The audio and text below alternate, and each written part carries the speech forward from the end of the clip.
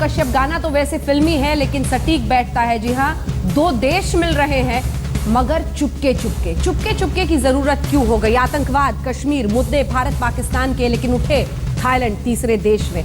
जी हाँ, जिन सवालों पर आज हम करेंगे हल्ला बोल में चर्चा। तीसरे देश में भारत पाक एनएसए की गुपचुप बैठक आखिर क्यों की गई? आतंकवादी हमलों के बीच पाकिस्तान से बातचीत क्या सही है?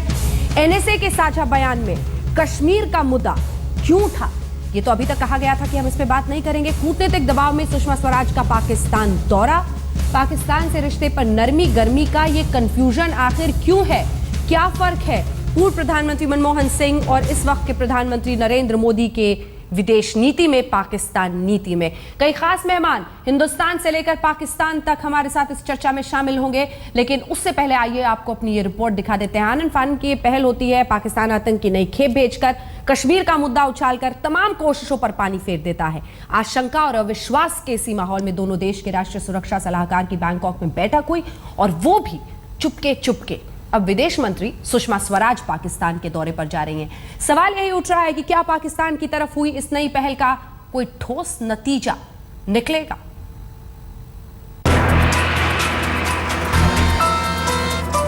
सरहद के उस पार से आतंक की ये नई किस्त है। पाकिस्तान अपनी फितरत से लाचार है। जम्मू कश्मीर में घुसपैठ बदस्तूर जारी है। बेकसूरों के कत्ल हो रहे हैं, लेकिन भारत की तरफ से दोस्ती का हाथ बढ़ाया जा रहा है। बैंकॉक में दोनों देशों के राष्ट्रीय सुरक्षा सलाहकार चोरी चोरी चुपके चुपके मिले तो विपक्ष ने सवाल उठाया। तीसरे देश में न सिर्फ मुलाकात हुई, बात हुई, बल्कि साझा बयान भी जारी किया गया। शांतिपूर्ण, स्थिर और समृद्ध दक्षिण एशिया के पीएम मोदी और पीएम नवाज शरीफ के विजन के मुताबिक बातचीत हुई, जिसमें शांति और सुरक्षा, आतंकवाद, जम्मू और कश्मीर के साथ सरहद पर शांति और अन्य दूसरे मसले शामिल थे। सकारात्मक माहौल में बातचीत को आगे बढ़ाने पर भी सहमति बनी। तो क्या मोदी सरकार की विदेश नीति ने नई करवट ले ली है? क्योंकि सरकार में विदेश मंत्री सुषमा स्वराज खुद कहती रही हैं कि तीसरे देश में बैठक का तो सवाल ही नहीं पैदा होता। तीसरे मुल्क में बातचीत नहीं। जब दोनों देशों के बीच में बातचीत होनी है तो दोनों देशों में, नई दिल्ली में होगी, इस्लामाबाद में होगी, दोनों में से कहीं होगी। और कॉम्पोजिट डायलॉग की सारी बातचीत इन्हीं दोनों देशों में हुई है। ये चंद महीने पहले का बयान है और अब खुद सुषमा स्वराज पाकिस्तान के दौरे पर रवाना हो रही हैं, जहां उनके खिदमत की तैयारी वही सरताज अजीज कर रहे हैं जिन्हें भारत ने आईना दिखा दिया था। सुषमा स्वराज जी यहाँ आ रही हैं, उनके साथ बायलैटरल मीटिंग होगी, मेरे साथ भी और वज़ीर आज़म के साथ भी, और वो शमूलियत भी करेंगे। अब ये कहना अभी पेश अज़ वक्त है कि आया इन मुलाकातों में जो हमारा कंपोजिट डायलॉग है और जो वो शुरू होगा। ये समझना मुश्किल नहीं कि पेरिस में मोदी नवाज की चंद मिनटों की मुलाकात से ही रिश्ते पर जमी बर्फ पिघली, लेकिन इस शुरुआत की बुनियाद कितनी मजबूत है, इस पर भी सवाल है। आज तक ब्यूरो। कई खास मेहमान हमारे साथ इस पूरी चर्चा में शामिल हो रहे हैं। सबसे पहले आपका परिचय उनसे करा दें। जीवीएल नरसिम्हा राव हमारे साथ भारतीय जनता पार्टी के राष्ट्रीय प्रवक्ता जुड़ रहे हैं। हमारे साथ राकेश सिन्हा जी, संघ विचारक सीधे पटना से जुड़ गए हैं। हमारे साथ संजय झा जी, कांग्रेस पार्टी के प्रवक्ता जुड़ गए हैं। Major general retired Ashok Mehta ji, जो कि कन्वीनर भी हैं इंडिया पाकिस्तान डायलॉग से, जो ट्रैक 2 डायलॉग है 2003 से चल रहा है। तारिक पीरज़ादा साहब, सीनियर पॉलिटिकल एनालिस्ट, हमारे साथ कुछ ही देर में सीधे पाकिस्तान से जुड़ेंगे। लेकिन आप सबको, और इस वक्त अगर टेलीविजन स्क्रीन आपके सामने है तो आप भी जरूर देखिएगा, सवाल यह है कि पूर्व प्रधानमंत्री मनमोहन सिंह और इस वक्त के प्रधानमंत्री नरेंद्र मोदी, दोनों के ही पाकिस्तान नीति में क्या फर्क है? इस तरह से हिचकोले खाता हुआ ये रिश्ता आगे बढ़ रहा है। वहीं 2014 में शपथ ग्रहण में नवाज शरीफ को बुलाया गया था, आए थे वो, और अगले ही दिन यानी दफ्तर के ऑफिस के पहले दिन प्रधानमंत्री ने उनसे मुलाकात की थी, कहा था बातचीत करेंगे। अगस्त 2014 में सचिव स्तर की बैठक टाल दी गई। एक के बाद एक वजह कई जगहों पर हुआ। हुर्रियत से मुलाकात एक वक्त पर बता दी गई थी वजह। नवंबर 2014 काठमांडू में संक्षिप्त सी मुलाकात हुई थी। 4 बार कुल प्रधानमंत्री नरेंद्र मोदी और नवाज शरीफ मिले हैं।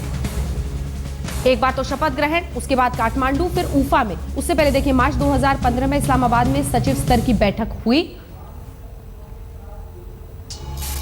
जुलाई 2015 में ऊफा में मोदी नवाज की मुलाकात हुई। माना गया कि इससे आगे बढ़ने की अब जरूरत है, कम से कम एक बैकग्राउंड सेट हो गया है बेहतर बातचीत के लिए। लेकिन अगस्त 2015 में एनएसए स्तर की बातचीत रद्द कर दी गई। जब हुर्रियत से मुलाकात हुई यहां पर राजधानी में पहुंचने के बाद वहां के एनएसए की, उसके बाद ये बातचीत रद्द कर दी गई। यूएन में नवाज मोदी का आपसी अभिवादन जरूर हुआ था, उससे ज्यादा कुछ नहीं। और उसके बाद नवंबर 2015 में पेरिस में, अगर आपको याद हो वो तस्वीरें, प्रधानमंत्री मोदी और नवाज शरीफ, जिसे पुल असाइड मीटिंग कहा जाता है, वहीं पर सोफे पर बैठकर दोनों बातचीत करते हुए नजर आए थे। और अब इस तस्वीर सामने आई ट्विटर के जरिए कि बैंकॉक में एनएसए स्तर की बैठक हुई है।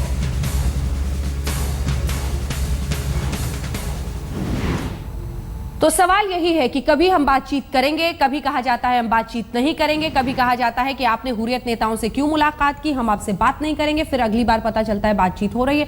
हम क्रिकेट नहीं खेलेंगे, हम क्रिकेट खेलेंगे, हम ये करेंगे नहीं, हम वो करेंगे। देश को पता भी नहीं था जीवीएल साहब कि एनएसए लेवल की बातचीत हो रही है।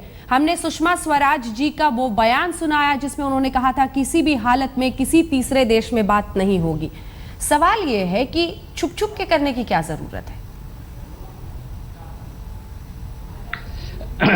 अंजना जी, जब से मोदी सरकार बनी है, मई 2014 से लेकर अब तक किसी भी प्रकार की कोई परिवर्तन हमारे फॉरेन पॉलिसी में नहीं हुआ है। और जो विषय को लेकर फॉरेन सेक्रेटरी टॉक्स पिछले साल स्थगित किए गए, वो स्थिति अभी तक बनी हुई है। बिल्कुल। तो इसलिए ये कहना कि भारत सरकार की स्ट्रैटेजी बदली है, मैं समझता हूं कहीं ना कहीं ये गलत आंकलन है। ये कांग्रेस पार्टी के तरह से इस प्रकार के झूठे आरोप किया जाता है जिसका कोई रेलेवेंस नहीं है। और जहां तक हमारी सरकार का और मनमोहन सिंह सरकार का जो, सर मुझे लगता है आपके पास फैक्ट्स नहीं है।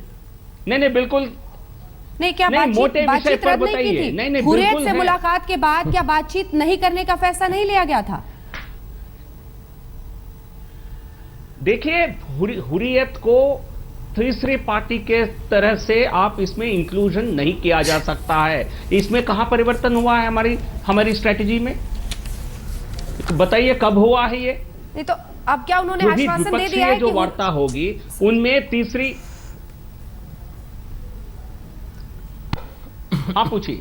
हाँ, नहीं, क्या अब उन्होंने आश्वासन दे दिया है कि अब वो हुर्रियत से कभी बातचीत नहीं करेंगे? आपने कहा था कश्मीर के मुद्दे पर बात नहीं होगी, आप जाकर तीसरे देश में आप कश्मीर पर बात कर रहे हैं और आप कह रहे हैं कि हमारी नीति में कोई बदलाव नहीं है। सुषमा स्वराज देश की विदेश मंत्री बैठकर पीसी में हमने वो बात भी सुनाई है, वो कह रही है किसी तीसरे देश में बातचीत नहीं होगी। आपने देश को अंधेरे में रखा, एनएसए वहां पर बातचीत कर रहे थे। ये सब बदलाव नहीं है तो क्या है सर? फैक्ट्स पे बात कीजिए। अंजना जी, अब देखिए, फैक्ट्स पर ही बात कर रहा हूं मैं। आप मोटे मोटे विषय पर देखिए, छोटे छोटे जो टैक्टिक्स पर बात मत करिए, ओवरऑल स्ट्रेटजी पर बात करिए। हमने कहा था कि हुर्रियत, जब एनएसए पाकिस्तान का दौरा होना था भारत में, उन्होंने जिस प्रकार हुर्रियत कॉन्फ्रेंस के नेताओं से यहां बात करना चाह रहे थे, वो हमारे लिए मंजूर नहीं था। तो इसलिए वो स्थगित, वो उन्होंने अपने पैर पीछे हाथ पीछे खींच लिया। लेकिन अभी पिछले 15 दिन से, 1 महीने से आप जिस प्रकार की बयान प्रधानमंत्री नवाज शरीफ कर रहे थे, यदि आप उस पर गौर करेंगे तो पता चलेगा किसको अपने स्टैंड को बदलना पड़ा है।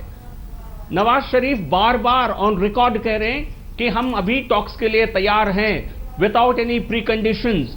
हम ऊफा में जो भी जॉइंट स्टेटमेंट हुआ दोनों प्रधानमंत्रियों की तरफ से, उसी आधार पर यह चर्चा हो रहा है। तो जम्मू कश्मीर भी ऊफा एग्रीमेंट में इंक्लूडेड है। आप स्टेटमेंट देख लीजिए सही ढंग से। उसमें स्पष्ट रूप से कहा गया कि दोनों देशों के बीच आउटस्टैंडिंग इश्यूज पर बातचीत होगी। हम मनमोहन सिंह की तरह कोई सरेंडर नहीं किए हैं। कांग्रेस पार्टी जाकर के शर्वल शेख में सरेंडर करती है भारत की पोजीशन को, एक लॉन्ग टर्म में एक बहुत बड़ी बदलाव करती है विदाउट टेकिंग अपोजिशन और नेशन इनटू कॉन्फिडेंस। हम अपने स्टैंड पर पाकिस्तान को हमने कहा है कि आपको यूफा पे टिकना पड़ेगा। आज ऊफा के आधार पर ही बातचीत हो रही है। चलिए संजय झा जी, जल्दी से एक रिएक्शन, फिर तारिक पीरजादा साहब जुड़ गए हमारे साथ। अंजना जी, कितना यह हास्यास्पद बात है कि मोदी जी की सरकार जब नवाज शरीफ वहां मजबूत थे तो उनके साथ बात करने से इन्होंने इनकार कर दिया। आज जब वहां पर जनरल रहील शरीफ पूरे तरीके से मजबूत है, उन्हें वही शायद सब चीज पर निर्णय लेते हैं, तो आज ये उनसे बातचीत करने के लिए तैयार हैं पाकिस्तान से।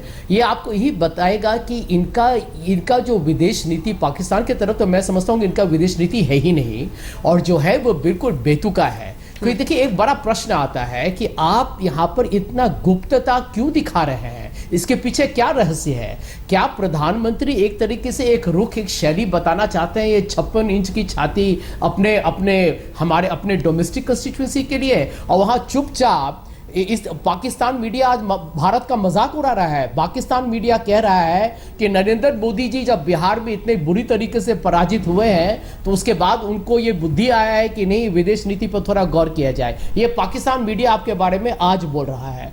और आज ही जैसे आपने सही तरीके से अपने चैनल पर दिखाया है, आतंकवाद आपको हमला कर रहे हैं, अनंतनाग में हमला हुआ है, कितने हमले हो चुके हैं। तो क्या ये मोदी सरकार 56 इंच की छाती क्रिकेट खेलेगी? क्या ये आतंकवाद को रोकेंगे? क्या ये भाषणबाजी और बयानबाजी में ही विदेश नीति चलाएंगे? मैं नहीं समझता हूं कि इनको पाकिस्तान या कोई भी विदेश नीति इनके समझ में है। हाँ। और इनका क्या सोच है, क्या दूर का दृष्टि है, ये किसी को भारत में मालूम नहीं है। शायद मोदी जी को भी मालूम नहीं होगा। ठीक है, तारिक पीरज़ादा साहब, मैं आपके पास आना चाहती हूं।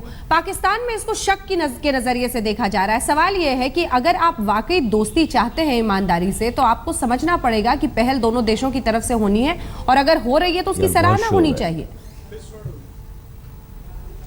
जी देखिए, ये जो बातें आप कर रही हैं, ये कोई नई बातें नहीं हैं। हाँ। आप अगर शक की फजा कायम रखेंगी और शक की फजा को इसी तरह फरोग देती रहेंगी, तो जो मुज़ाकरात कल सुषमा स्वराज के साथ होने हैं, वो शुरू होने से पहले ही ख़त्म हो सकते हैं। तो लिहाजा आप नवाज शरीफ को अपना दोस्त समझते हुए, जो कि वो भारत के दोस्त हैं, उससे फ़ायदा उठाइए। मेरा ख्याल है जो पेरिस में उन्होंने बातचीत की है मोदी साहब से, हाँ। उसके नतीजे में उसके 2 नतीजे निकले हैं। एक, मुज़ाकरात जो बैंकॉक में NSA के दरमियान हुए हैं, नेशनल सिक्योरिटी एडवाइजर, कौमी सलामती के मुशीरों के दरमियान, हाँ। और उसके बाद अब सुषमा जी आ रही हैं इस्लामाबाद, और उसमें इनकी मुलाकात नवाज शरीफ से भी है। उसके बाद इनकी मुलाकात मुशीरे खारजा ताल्लुकात से सरताज अजीज से भी है, और उसके अलावा एक अलहदा मुलाकात भी तय है। तो मेरा ख्याल है कुछ बातें ये लोग आपस में करना चाहते हैं, जिनका ताल्लुक कश्मीर, दहशतगर्दी और दूसरे मामलात से है। तो लिहाजा आपका जो शक है जो आप पैदा कर रही हैं, वो दुरुस्त नहीं है। कोई शक नहीं पैदा कर रहे हैं हम तो सवाल पूछ रहे हैं आपसे। राकेश सिन्हा जी, मैं चाहती हूँ आप उनकी बात का जवाब दें। वो कह रहे हैं नवाज शरीफ दोस्त हैं, इसका फायदा उठाइए, फायदा उठाने का वक्त है। देखिए, सवाल फायदा उठाने का नहीं है। पाकिस्तान अपने चाल, चरित्र, चेहरे से बदलने के लिए तैयार नहीं है। भारत बार बार कोशिश कर रहा है, और मैं इस सरकार को बधाई दूंगा कि पाकिस्तान जैसे आतंकवादी राज्य को, एक गैर जिम्मेदार राज्य को भी इंगेज करने में सरकार सफल हुई है। क्योंकि अगर एक गैर जिम्मेदार व्यक्ति को आप छोड़ देंगे तो वो रोड पे पागल की तरह दौड़ेगा, और पाकिस्तान वही कर रहा है। बार बार पाकिस्तान जम्मू कश्मीर का इशू उठा रहा है, जब मालूम है कि POK हमारा है, और POK पर क्लेम बनाए हुए, और कश्मीर में आतंकवादियों का घुसपैठ करा रहा है। सीमा पर बार बार वो आतंकवादियों की घुसपैठ करा रहा है, गोलियां चला रहा है। तो पाकिस्तान को पहले सुनिश्चित करना पड़ेगा कि अपने अस्तित्व को बचाने के लिए भारत के साथ शांति जरूरी है। पीरज़ादा जी को मैं बता दूं कि यह पाकिस्तान के अस्तित्व के लिए जरूरी है, भारत के लिए जरूरी नहीं है। भारत तो कभी भी पाकिस्तान को तलाक देकर घर बैठ सकता है, पाकिस्तान उसकी आवश्यकता नहीं है। हमारे पास अनेक ऐसे देश हैं जिनके साथ हम सहवास कर सकते हैं। पाकिस्तान के लिए जरूरी है। इसलिए नरेंद्र मोदी की जो कोशिश है कि पाकिस्तान को एंगेज करके रखो, क्योंकि एक आतंकवादी सिर्फ पाकिस्तान के लिए नहीं है, भारत के लिए खतरा नहीं है। अफगानिस्तान, आप देखिए सऊदी अरबिया के आतंकवादी, सभी का केंद्र पाकिस्तान बनता जा रहा है। और एक आतंकवादी देश जिसके जो न्यूक्लियर स्टेट हो, वो आतंकवादी स्टेट हो, ISIS के खतरे में पाकिस्तान आ रहा है। आज भारत ने पाकिस्तान, मैं आपको बता दूं, भारत ने गोपनीय स्तर पर पाकिस्तान को सूचित किया है, यदि आप समय पर नहीं संभले तो आपके न्यूक्लियर एस्टेब्लिशमेंट को ISI हड़पने वाला है। और ये बात पीरज़ादा साहब को मालूम है, और पाकिस्तान आज उसी कारण से आज भारत से बातचीत करने के लिए अब तत्पर हो रहा है। भारत की दिखने में भारत की आवश्यकता लग रही है, लेकिन वास्तव में पाकिस्तान की जरूरत बन गई है। यदि पाकिस्तान भारत की मदद नहीं लेगा, भारत की सिक्योरिटी एजेंसी का मदद नहीं लेगा, तो मैं दावे के साथ कहता हूं कि साल 1.5 साल में ISIS के लोग पाकिस्तान के सिक्योरिटी एस्टेब्लिशमेंट को अपने हाथों में कर लेंगे।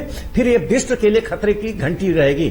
ठीक है, तारिक साहब आपको सुन नहीं पा रहे थे, इसीलिए उनसे रिएक्शन नहीं आ रहा था। मैं ये चुपके चुपके पर ही सवाल है। सभी खास मेहमान हमारे साथ बने हुए हैं। अशोक जी, जल्दी से आपके पास आना चाहती हूँ।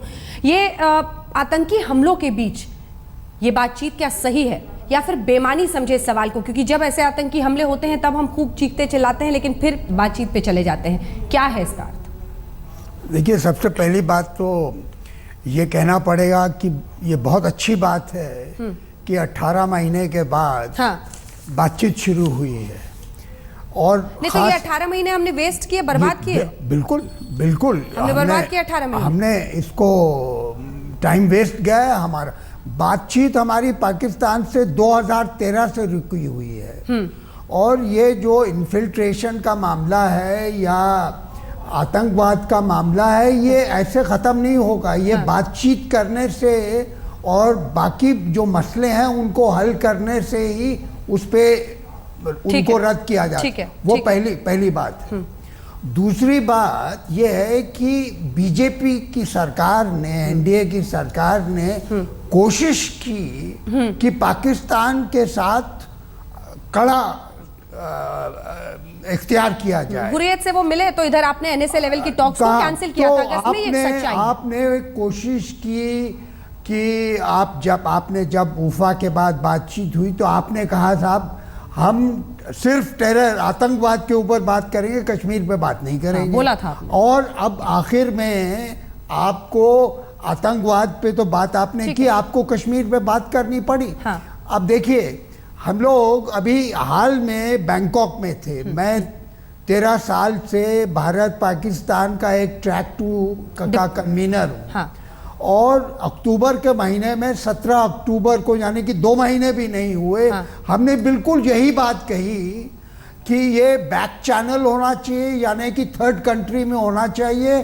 और दोनों बातें, आतंकवाद और कश्मीर, इकट्ठा साइमल्टेनियसली बातचीत होनी चाहिए। मतलब दरवाजों को खोलने की जरूरत है। तो उसकी वजह से ये जो दरवाजे खुले हैं अभी, ये बहुत अच्छी बात है। ठीक है राकेश सिन्हा जी, चूंकि उस वक्त तारिक पीरजादा साहब आपको सुन नहीं पा रहे थे, तो जो भी आपका उनसे सवाल था आप इस वक्त उनको बोल सकते हैं।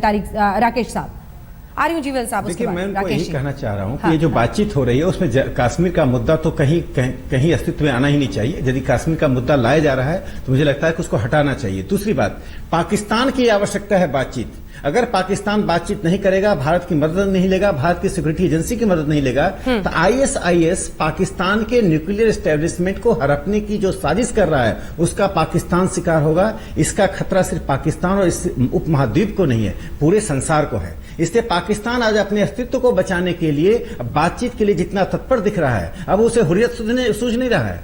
वो कश्मीर तो दिखाने के लिए रखा रहा है, चूंकि उनको एक फेस सेविंग चाहिए, अन्यथा पाकिस्तान का अस्तित्व मिट जाएगा। पीरजादा साहब, यदि आप अपने जिद पर अड़े रहे, बार बार कश्मीर का नाम लेते रहे, तो आईएसआईएस के गोद में आप बैठ जाएंगे और आईएसआईएस एक ऐसा भस्मासुर है जो सबसे पहले आपको खाएगा। तारिक साहब,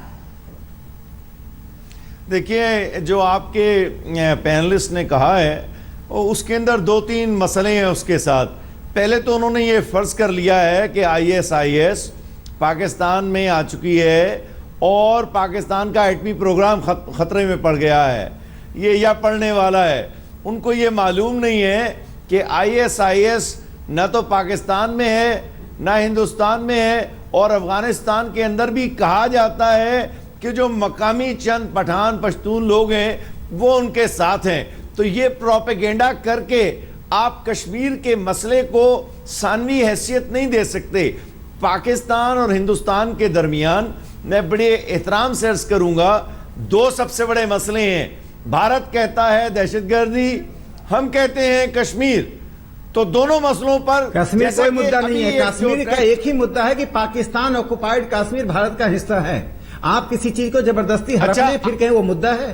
कौन सा मुद्दा है, कैसे मुद्दा है? जरा मैं वहां हमारा डेमोक्रेटिकली इलेक्टेड गवर्नमेंट चल रही है, प्रजातांत्रिक सरकार चल रही है। पढ़ लेना, जो नेहरू लेकर गया था आपका वजीर आजम कश्मीर के मसले को अक़वाम मुत्तहिदा में, आप कहिए कि वो गलत था, तब तो मैं बात आगे बढ़ा सकता हूं। कोई नेहरू जी नहीं कह गए, वर्तमान की बात कीजिए। पाकिस्तान ऑक्युपाइड कश्मीर पर भारत, मुझे ये बताइए कि नेहरू को बेवकूफ आदमी तो नहीं था।